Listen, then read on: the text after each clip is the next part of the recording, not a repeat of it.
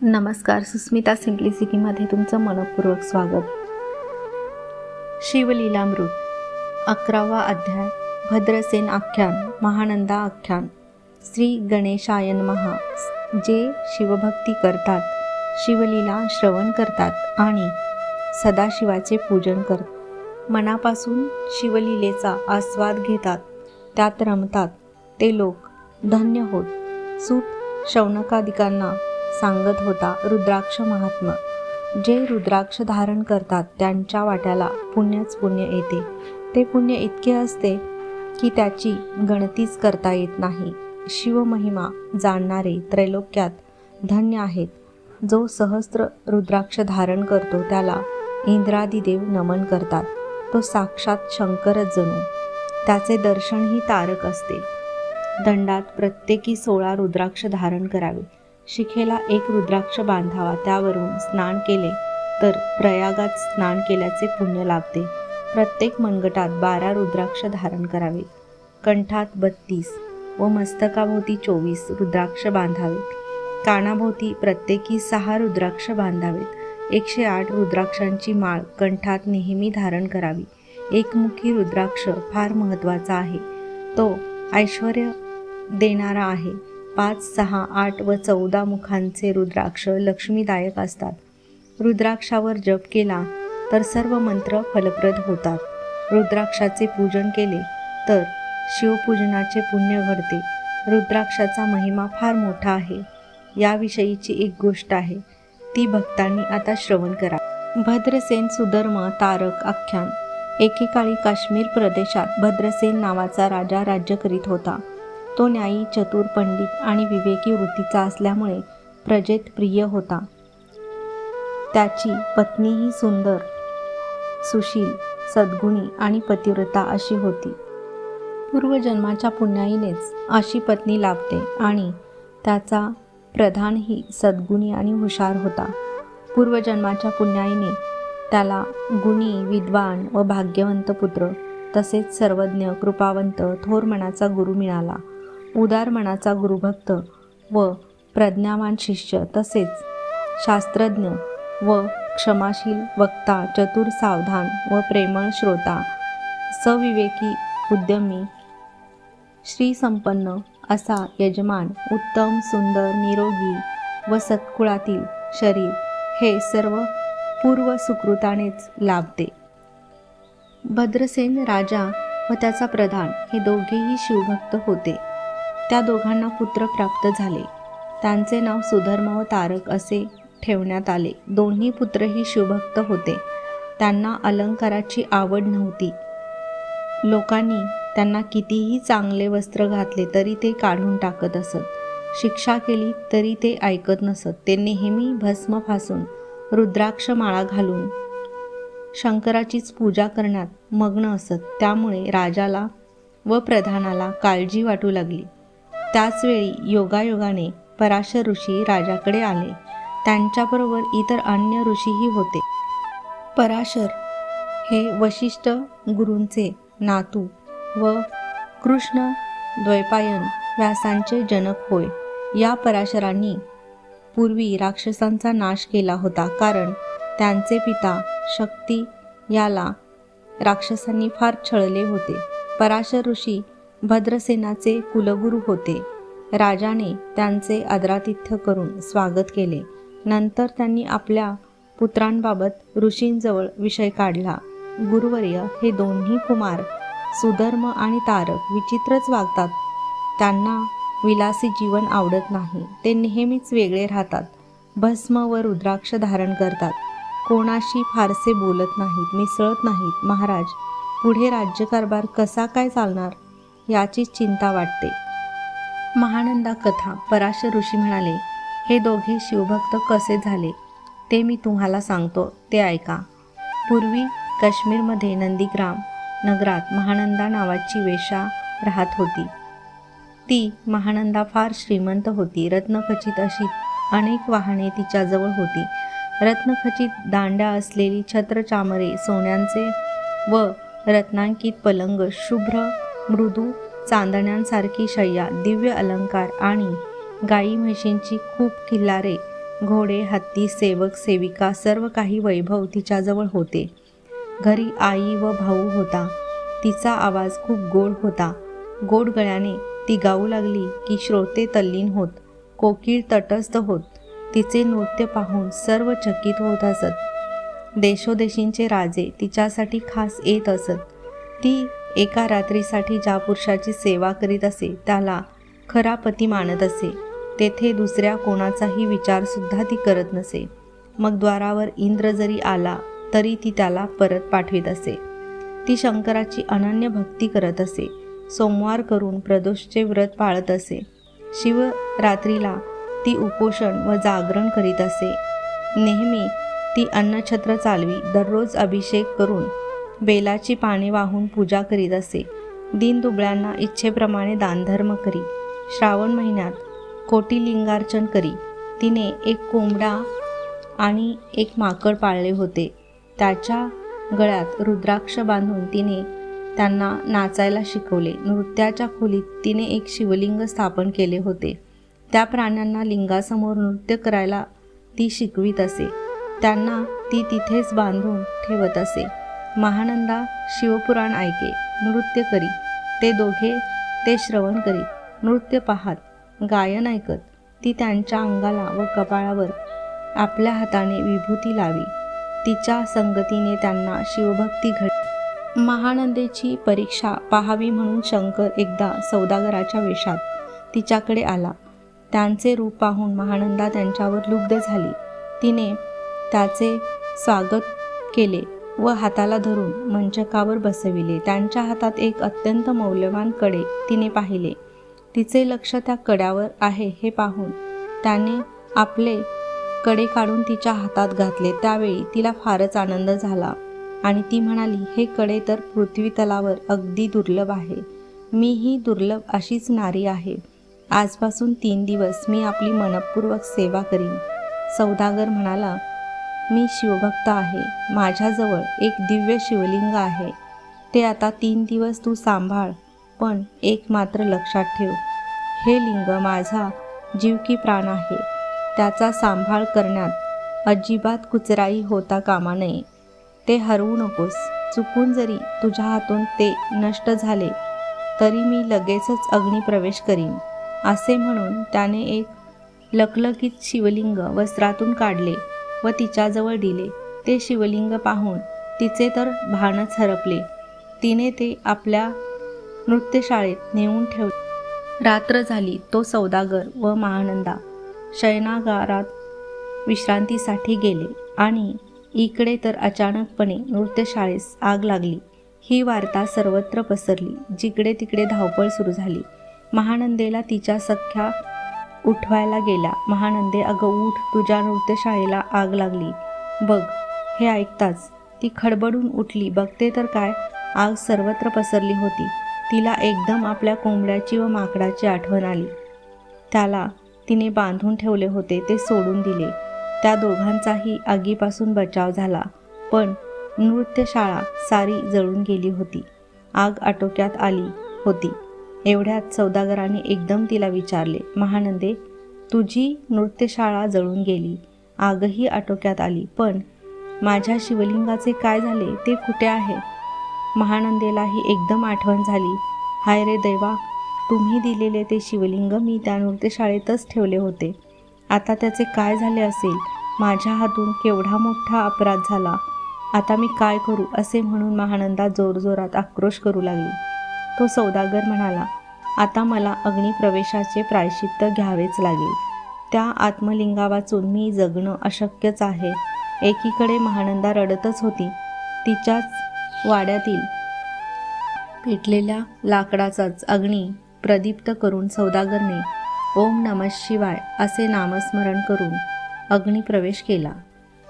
महानंदा त्या सौदागराची 3 दिवस सेवा करणार होती, पण त्याआधीच तो गेला होता. तिने त्याला आपला पती मानले होते. पतीच्या अग्निप्रवेशाने तिलाही आता नैराश्य आले.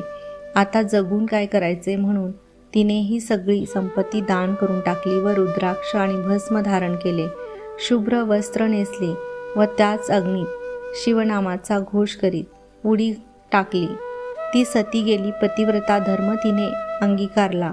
पण त्याच क्षणी एक आश्चर्य घडले. त्या अग्नीच्या ठिकाणी साक्षात दिव्य स्वरूप कैलासनाथ प्रकटले आणि म्हणाले, महानंदे, मीच सौदागराच्या रूपात तुझ्याकडे आलो होतो. तुझ्या भक्तीवर मी प्रसन्न झालो आहे. तुला काय पाहिजे तो वर माग. महानंदा म्हणाली, हे संपूर्ण नगर उद्धरून जाओ. शंकराने तथास्तु म्हटले आणि खरोखरच तेथे एक अत्यंत विशाल विमान आले. त्यात माता व बंधू यासह सती, महानंदा व सर्व नगरजन बसले. शिवाने ते विमान कैलासास नेले. महानंदेची शिवभक्ती फळास आली. साऱ्यांना असा लोक मिळाला की जेथे आधिव्याधी नाहीत, क्षुधा व तृषा यांचा त्रास नाही, भेदबुद्धी नाही, कामादिक षडविकार नाहीत, द्वंद्व व दुःख नाही, अमृतासारखे मधुर असे जल तेथे असून देववृक्षांची अपार वने व गोधन आहे.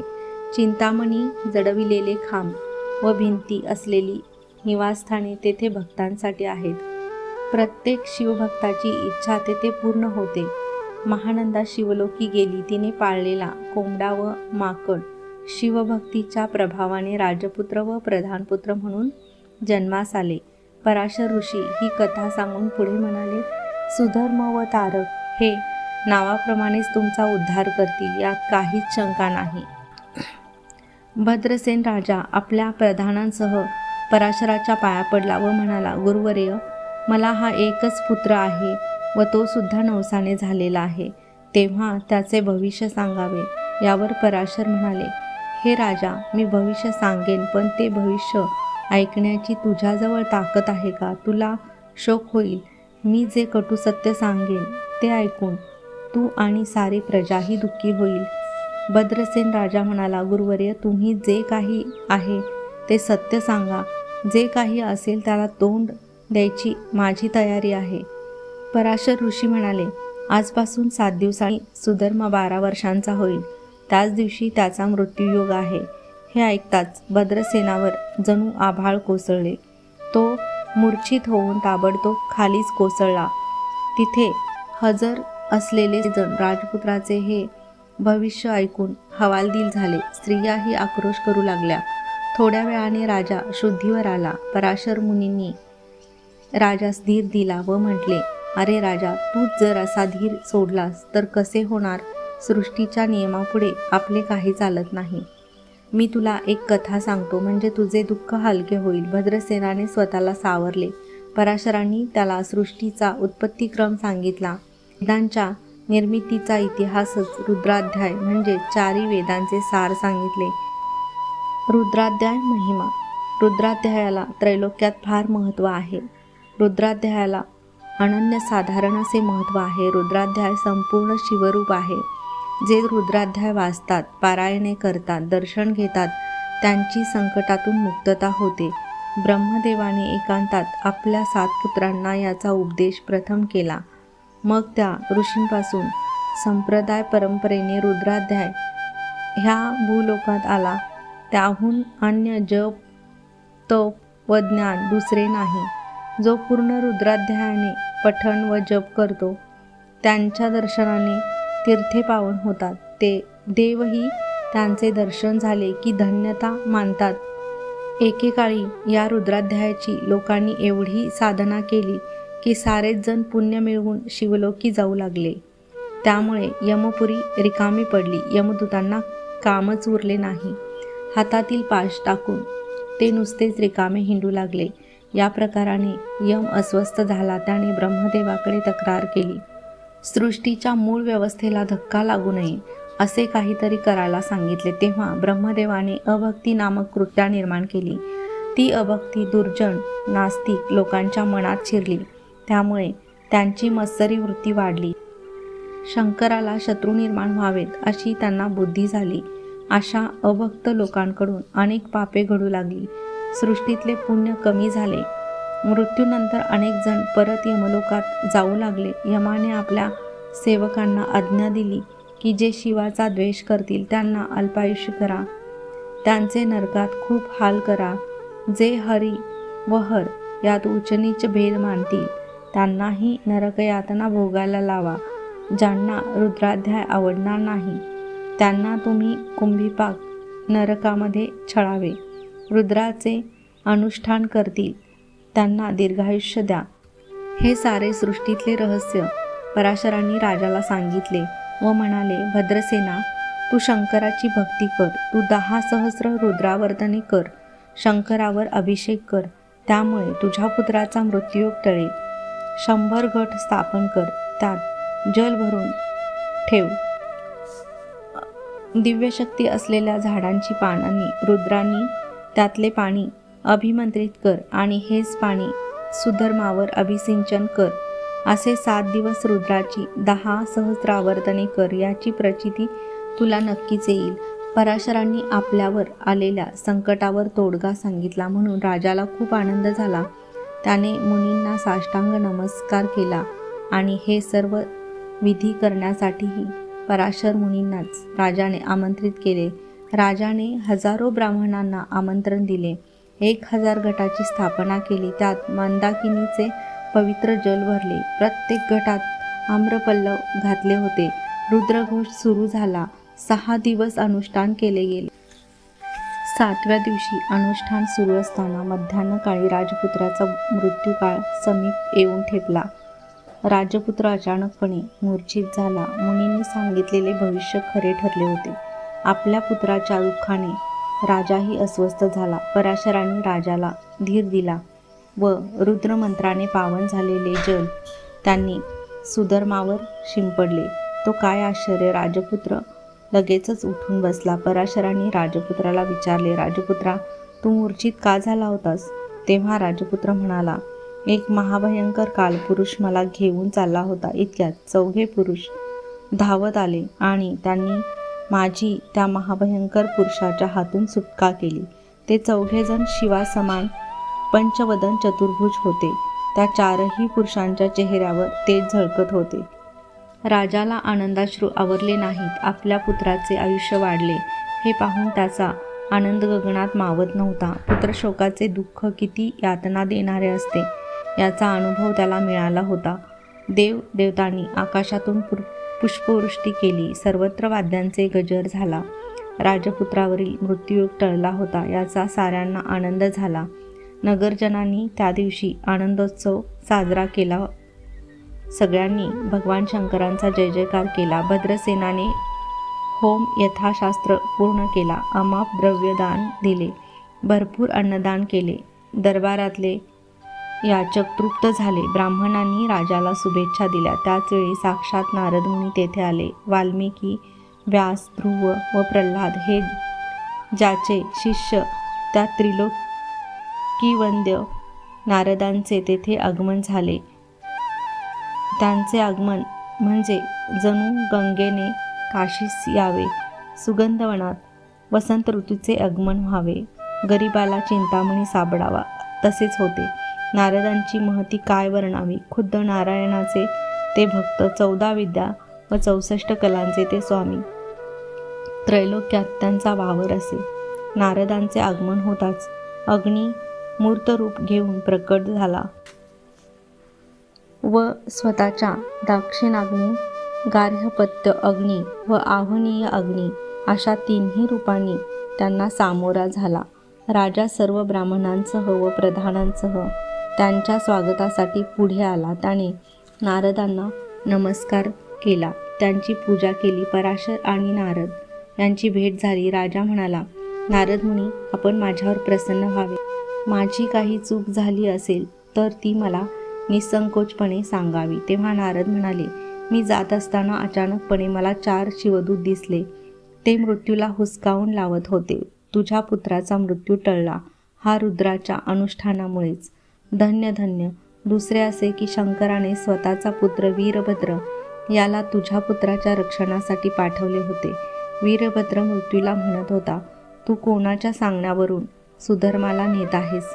तुला रुद्राचा महिमा ठाऊक नाही का?